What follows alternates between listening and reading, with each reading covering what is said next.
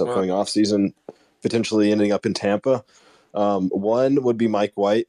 I personally like Mike White. He's 6'4". For the Jets? Yeah, he's 6'4". He's going to be a free agent, and he's actually from Florida. So, hometown kid, no state income tax, cheap deal, 6'4" quarterback. See what he's got. And then another one would be Sam Darnold. Obviously, he's worked with Todd Bowles before. I do like Sam. I think he's got a lot of upside. I like Jameis more, but bridges might be burned there. What are your thoughts? Well, look, man, I think that's you just made two incredible connections there. I agree with you 100% when it comes to the Sam Darnold connection. I've actually kind of thought about it, and in terms of like guys that could fill the role, if we can't go and get Jameis, or if Jameis flat out refuses, or if the Bucs are just too stubborn, Sam Darnold's not a terrible way to go. I understand a lot of people are sour on him, but like, he hasn't been put in the best situations to succeed. I think that's kind of fair to say. I think there's a ton of talent there. We saw it in college. We've seen it in flashes in the pro. And with that offense, it's really going to be hard to look bad.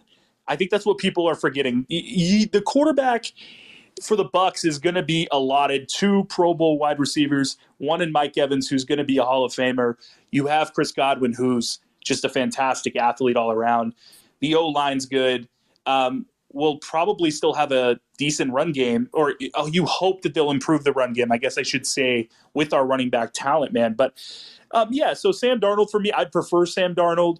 And with, Mike White, the only reason I'm kind of not 100% on board is, to me, he's very similar to Kyle Trask, both Florida kid, both from Florida. You're also both going to be dealing with, they're both younger guys in the sense of we kind of, and not that Darnold isn't, but in terms of NFL play, we haven't seen a ton of Mike White. We haven't seen a ton of Kyle Trask. We've seen enough of Sam Darnold to kind of know what he is, so he kind of has that veteran role attached with him. So I don't know if anyone else wants to give their takes, man, but that's kind of my thoughts on it. Get rid of them. I don't like any of those guys. Listen, it's not happening. That's very fair. That's very fair. Well, we're discussing like the cheapest possible. We got no money in Tampa Bay, man. We can barely afford to scrape together to keep guys. Yeah, together. I think me and him are in the same boat here. I would puke everywhere if our management starts moving money around to land Derek Carr and but you know what, guys? Agreed. You want to know something? You guys sold the ship to get your ring, and you got your ring with Brady, and you should kind of just enjoy that. Even though it's not, that's the thing is you got to enjoy that. Well, here's the problem, Ronnie, real quick. Here's the problem, though, for probably me, and I would also say Mr. Talib. We're dealing with the fact that this roster, from a top-to-bottom standpoint, is loaded with all-pro players. Like, we're wasting careers at this point if we don't go in for a ring. When you look at guys like Mike Evans and Chris Godwin, sure. But let's go on the defensive side. You have Vita Vea, who's probably a top 3 defensive tackle. I would say he's our most important defensive weapon out of University of Washington.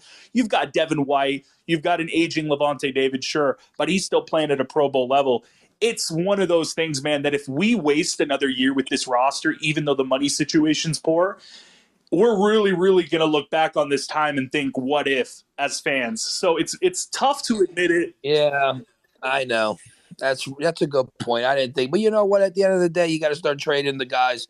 Trade Mike Evans. See what you can get. He's at. I don't know, man. Mike Evans is sentimental to the Bucs fans. Mr. Talib, are you? Would you trade him?